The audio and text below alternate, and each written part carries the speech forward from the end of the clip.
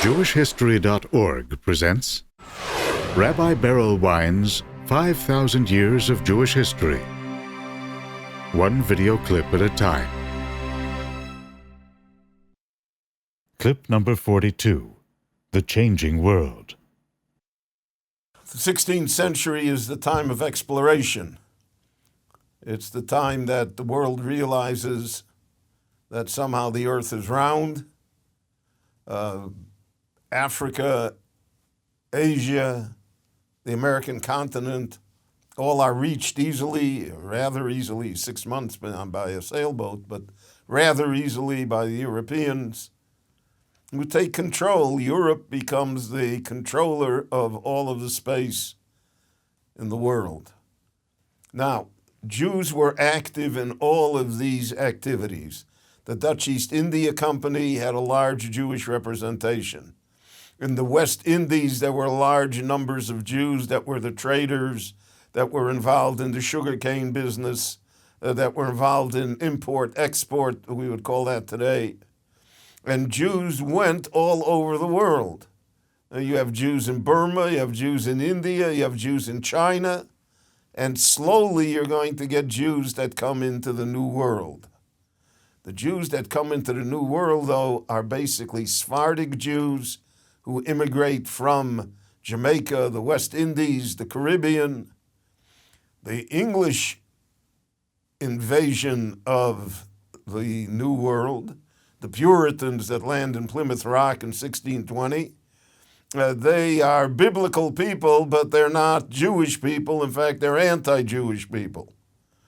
And the Jews would not find a hospitable environment for them except in certain colonies, mostly in the colonies that were Roman Catholic or Quaker, whereas in the Protestant colonies, the prejudice against Jews was great. Interestingly enough, in the Mayflower Compact, on the boat coming from England to New England, they had a vote as to what the language should be in the New World, because they saw the New World as paradise. They saw the New World as the new Zion. They were going to Jerusalem, even though Jerusalem is in the Middle East, but now it was going to be in New England.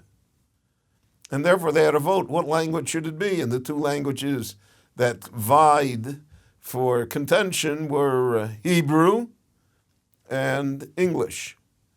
Well, needless to say, English won, but not by a large amount. It's one of the great what-ifs in history if the language that was chosen by the Puritans to speak in the New World would have been Hebrew. So today we would have 350 million people speaking Hebrew instead of the 5.5, 6, 7 million that live here in Israel and a scattering of Jews throughout the world who speak Hebrew. But that's one of the great what-ifs in history. But the Puritans saw themselves as a biblical family. And therefore, those were the values. And many of these values, if not most of these values, were in turn based upon Judaism, upon Jewish ideas, upon Jewish texts. So even though there were no Jews on the Mayflower, there was a lot of Judaism on the Mayflower. And that would have an effect on how America would develop. And we'll see it later regarding the Revolution and the Constitution and American values and the Bill of Rights, etc. Those were Jewish-based ideas that were part of the theology and part of the worldview of the original people white settlers who came from England and settled in New England, Massachusetts, Connecticut, etc., and brought it to the United States. My friends, thank you for watching.